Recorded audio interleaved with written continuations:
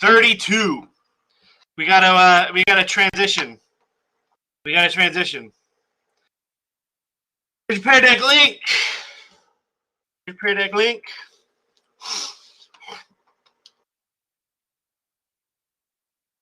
Let's roll into this, guys. We're going to be talking about the Korean War today.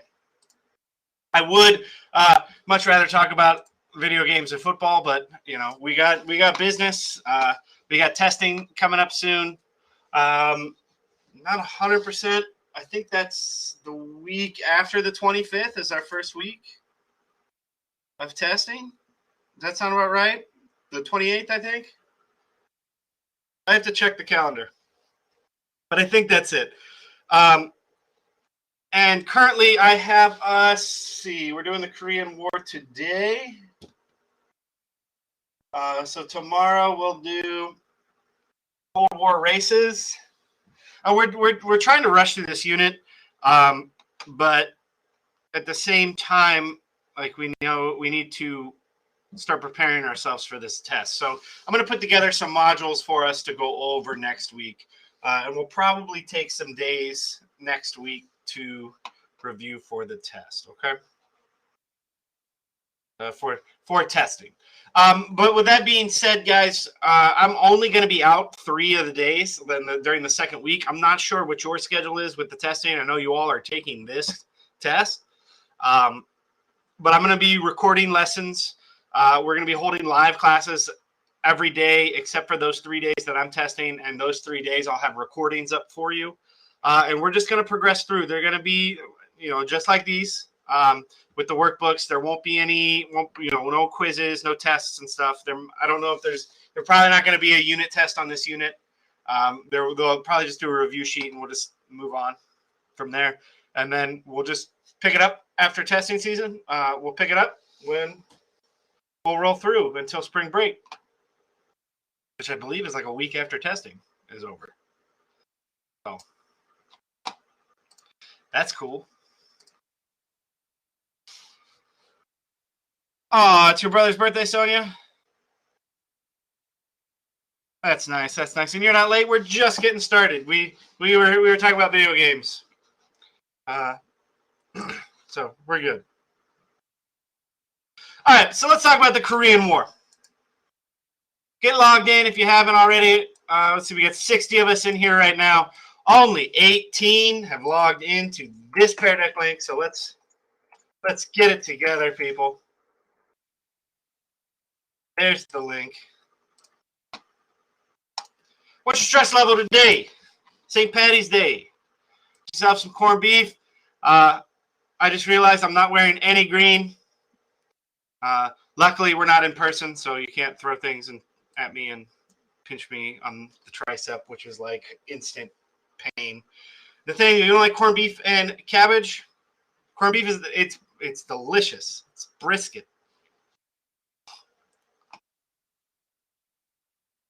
Sir, why so high, man? You know what, guys? Today, I think I'm at like a 2, and I would be here, but like I said, I'm still dealing with this crud, and it just.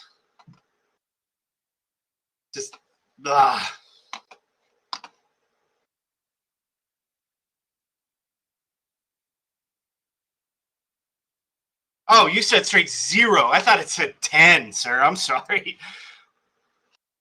Oh, that's a great song, though, man. I love that song. Love that song. But it seems like we're all just kind of chilling.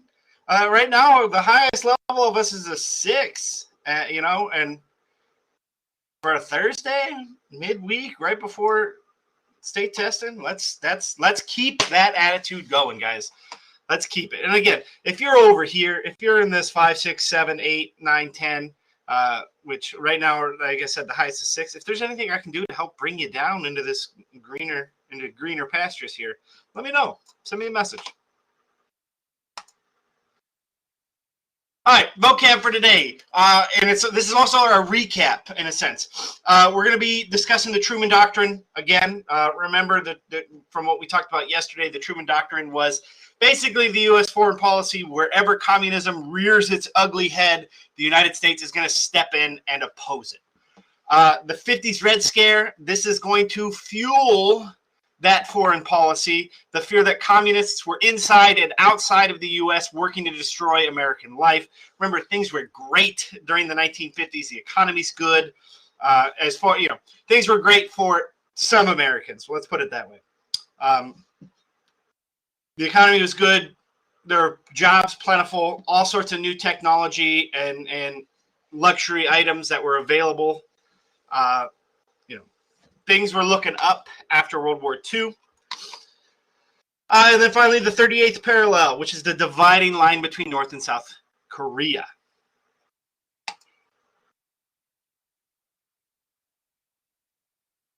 All right, our learning target. By the end of the day, you should be able to explain the foreign policy goals of the U.S. after World War II, including the motivations in the Korean War.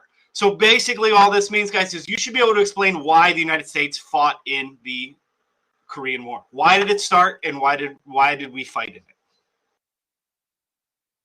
So let's talk about it, right? War doesn't just start, right? This stuff that's going on in Ukraine with Ukraine and Russia, that didn't just start the day that Russia invaded, right? That's something, an issue that had been going on for decades. These two countries had been kind of like not friendly towards each other because of communism. And over the last few years, things have been happening between those two countries that led up to this. And much like that, the war in Korea is similar in that sense.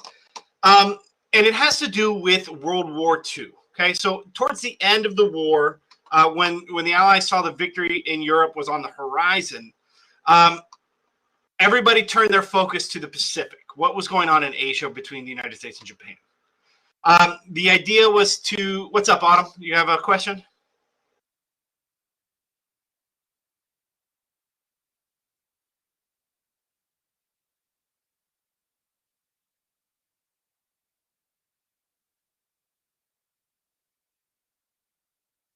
Oh, okay. No worries, no worries. Anyway, so the idea was to come up with a plan to defeat Japan with minimal loss of life, aka dropping the atom bomb was the idea. And you had that question posed to you about a week or so ago.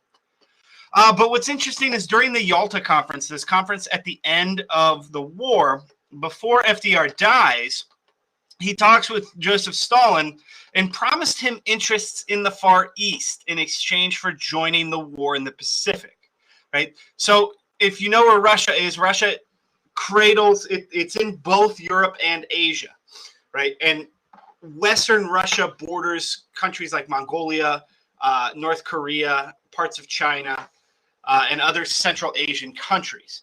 And Russia had interest in the Far East, i.e. Korea, Japan, Indochina, which would become Vietnam, Cambodia, Laos. They had interests there.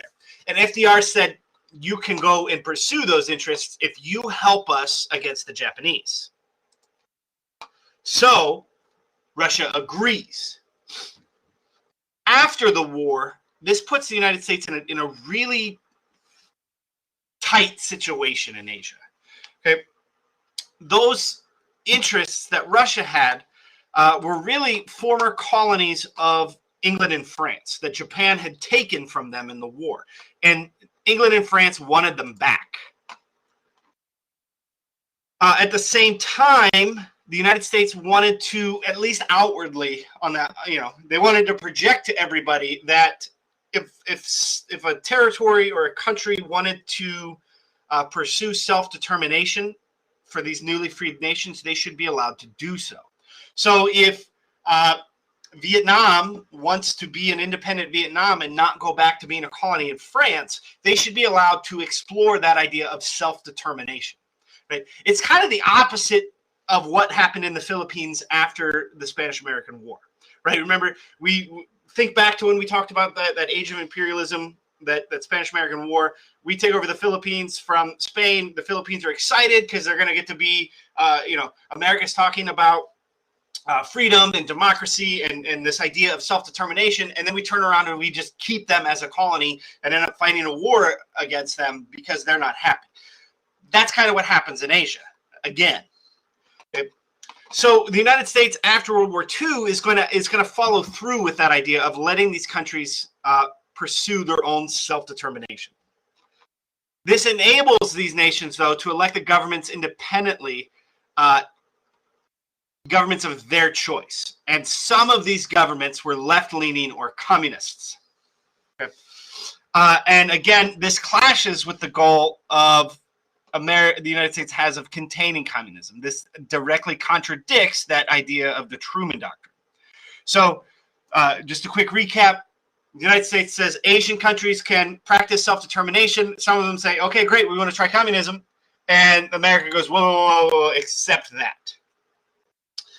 Previously, during World War II, Great Britain, France, Russia, and the U.S. had confirmed that Korea, under Japanese control since 1910, should earn the status of an independent state after Japan's surrender. Okay, Korea is interesting because they've never been independent before this. They've always been invaded. They've always been conquered. They've always been controlled by somebody else. And all of these European nations look at Korea after World War II and say, you should be an independent country.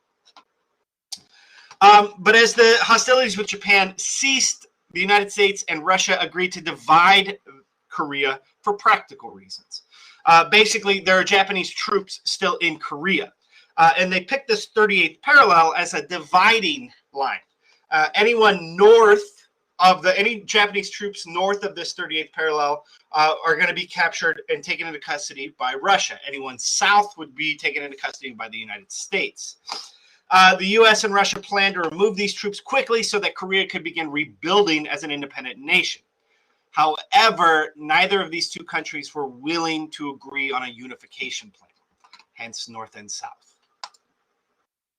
So in September of 1945, a prominent Korean leader, I'm going to butcher his name, Lee Woon-hyung, attempted to set up an independent government for all of Korea, to unite all of Korea.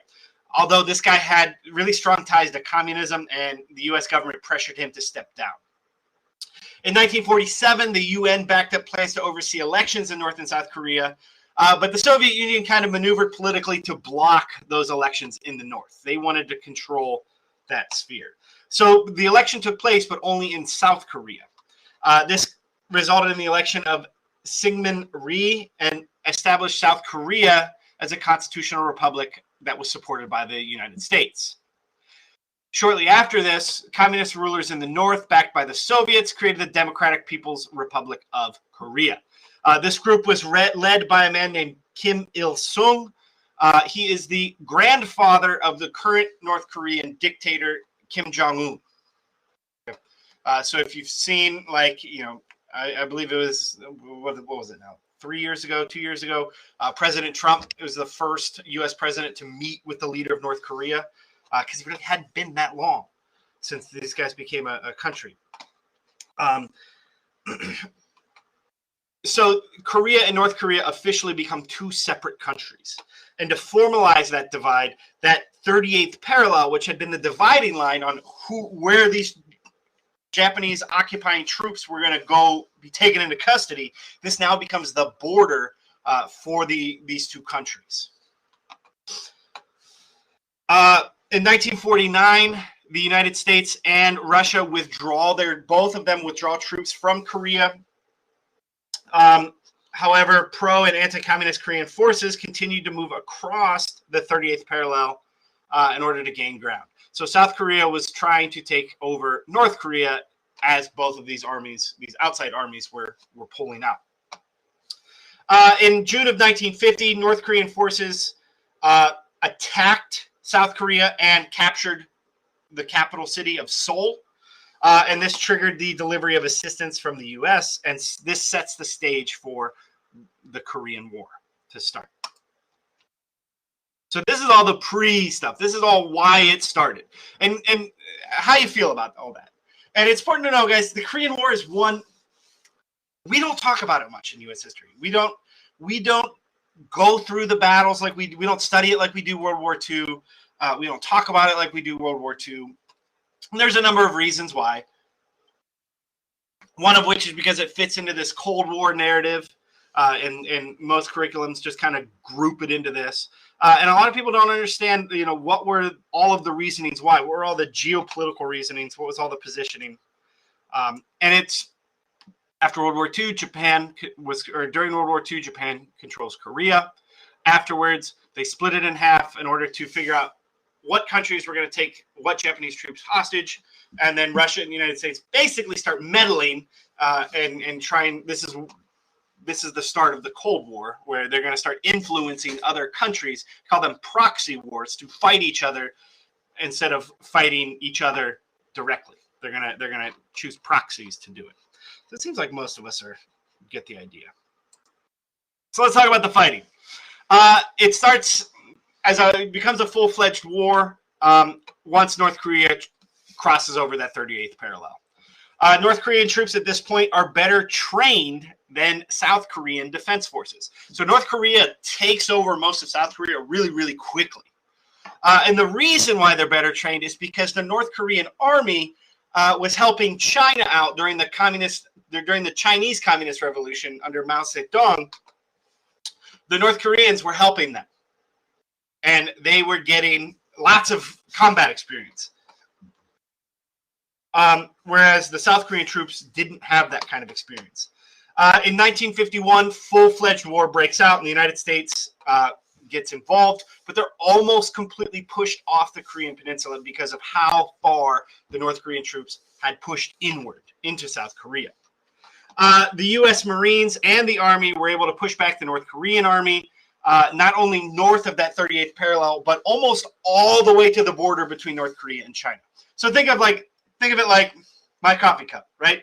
Right in the middle. We'll say right at the Hydro Flask guy. If you guys can, I don't know if you can see him. You can't see that because of my background. Oh, there it is. Right? North Korea invades. They cross the middle. They get down to here. The United States fights them back up to here.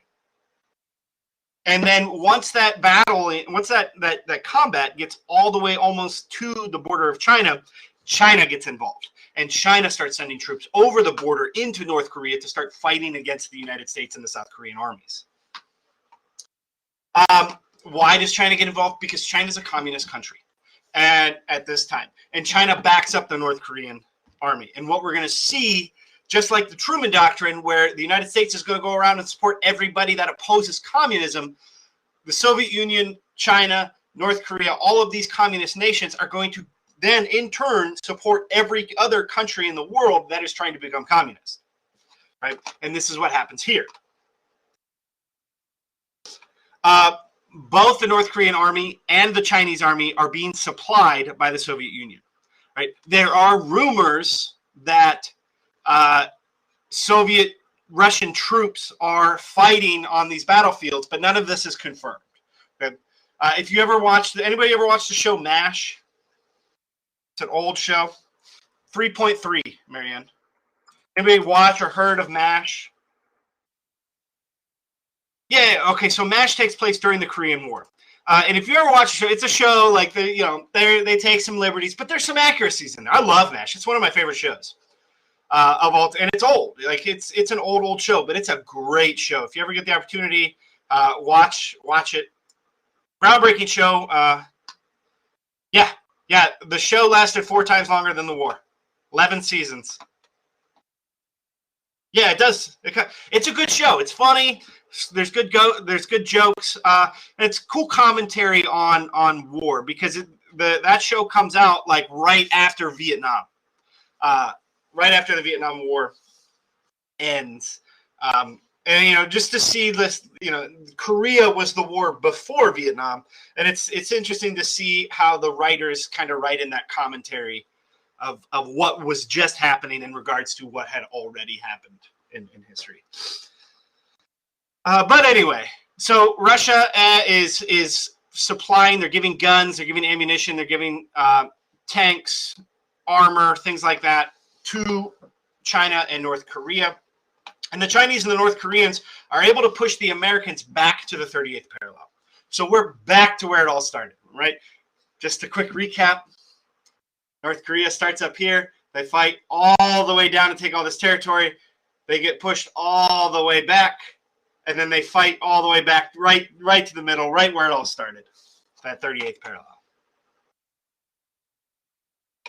So after 3 years of fighting and a great loss of life, mostly Korean and Chinese, but a number of American lives, the American public was eager for the war to end. Okay? Keep in mind, guys, we had just finished World War II. This war starts in 1951, really, is when we start fighting, and it's going to last until 1953. World War II ends in 1945, but like it doesn't all end, right? We're still doing the Berlin airlift. We're still occupying Japan and cutting up Korea and still dealing with the aftermath up until this starts. So we just get out of this world war, and now we're in another war, and people are sick of it. On top of that, there's going to be some major public tensions between President Truman and General Douglas MacArthur, which is going to further strain that war effort.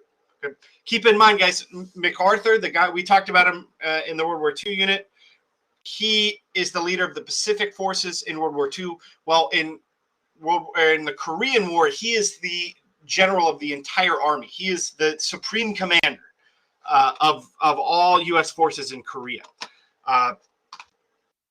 And in 1952 is an election year. So we'll look at that in a moment, but spoiler alert, former General Dwight D. Eisenhower is going to run and win that presidency. He'll become the first Republican president in 20 years in the United States. But to keep in mind, guys, because I know it sounds like, oh, we didn't have a Republican president for 20 years. Keep in mind, for 15 of those years, FDR was president. Remember, he gets elected to 4 terms. He dies during that 4th term, and Truman takes over. And then Truman finishes that term and is elected to another term of his own. So this is kind of a misleading statement from the workbook. But so we're gonna see some very public fighting between Truman and MacArthur. Truman asks MacArthur to tell him what's going on in the war because they're concerned with China getting involved. MacArthur tells him China's not going to get involved. Don't worry, they haven't crossed the border. But when he tells him that, China was crossing the border and fighting the U.S. troops. And by December of that year, the troops are pushed back to the 38th parallel. And it becomes kind of a stalemate. Then MacArthur goes to the press and starts making statements in the press, which is very unprecedented at the time, to see a general speaking to the newspaper about what's going on in the war. So Truman issues a directive that comments about military operations are to be kept from the press. Don't tell the newspapers anything. MacArthur is able to push back the advance, as we mentioned, and convince Truman that maybe they could reach a ceasefire. Maybe we could put an end to this war. The public doesn't want it anymore. And he comes up with a statement to say, "Hey, we're gonna try for peace. We're gonna try for a ceasefire." And MacArthur says, "Offering a ceasefire to the Chinese is an awful idea. Don't do that." And before Truman can go out and make this statement that, "Hey, we're gonna look for a ceasefire," MacArthur attacks the Chinese and launches another attack. And this outrages Truman. He gets so mad. There's also conflicting reports that MacArthur wanted to drop an atom bomb on China, and Truman didn't want to do it. The other report is that Truman wanted to drop the atom bomb, and MacArthur didn't want to do it. So MacArthur basically defies the president's orders and attacks China. And still, Truman is able to overlook these differences. But this came down to a really ideological differences as far as containing communism in Asia. Truman believed that the Soviet Union is more concerned with spreading communism in Europe. MacArthur believed that spreading communism in Asia was just as important to Russia as it was spreading it in Europe. Okay. Unfortunately, MacArthur holds this opinion so deeply that he again openly criticizes Truman's position to the press. Okay. Now, I want you to think about that, because a few years ago when Trump I think Trump fired General Mattis as Secretary of Defense, there was a lot of things. And Mattis came out and into the press and started talking. This was very unprecedented. It's for a general to criticize the president, but it was after he was fired that it happened. This is an active general who's leading troops in combat, criticizing the president, the commander-in-chief, in public, in a public forum. So on April 11th, 1951, Truman fires MacArthur. And this made regular everyday Americans incredibly angry. And people were shocked that Truman fired MacArthur. And they called for impeachment of Truman. Okay. Mostly keep in mind, though, guys, is Douglas MacArthur was seen as a national hero. He's a war hero from World War II. He led our troops in the Pacific. He went back and saved all of our troops in the Philippines after the Bataan Death March. It was all very public, and he's seen as a very public figure. Congress looked into it and said, like, it's well within the president's power to fire a general. But do you agree or do you disagree? Should Truman have fired MacArthur for what he did, or should he not have? Most of us are agreeing. You know what? I kind of tend to agree too. It's kind of where I'm at too. All right, we got to make it quick because we're almost out of time. All right, so in 1952, as we mentioned, there's going to be a presidential election. Truman is sick of the U.S.'s police action in Korea, as well as there's a lot of corruption in his administration. And you've got Senator Joseph McCarthy doing his communist witch hunts, and every parts of the government calling everybody out, particularly Democrats, and he's sick of it. So he decides he's not going to run for a second term. He's not going to run for another term. So this leaves the political landscape wide open. It's going to come down to Adlai Stevenson, the governor of Illinois, and Dwight D. Eisenhower, the supreme commander of all U.S. forces in Europe during World War II. And he's going to win this election in a landslide. But what's really neat and intriguing and important about this election is TV is going to play a major role. We're going to start to see advertising techniques shape the candidates' images and sway public opinion with campaign slogans. Okay? This election is going to be the first time you ever see a political ad on TV. That's what you need to know about this. And then finally, guys, they start holding peace talks in Korea. And in 1953, China, the UN, and the Korean People's Army agreed to an armistice. They agreed to a ceasefire, not a peace treaty. It's a ceasefire. The Korean War is still technically being fought because they're just in a ceasefire. And North Korea and South Korea remain divided to this day. Okay. Your exit ticket today: explain the foreign policy goals of the U.S. after World War II, including the motive. It's the learning target. Tell me why we fought in the Korean War. That's your exit ticket.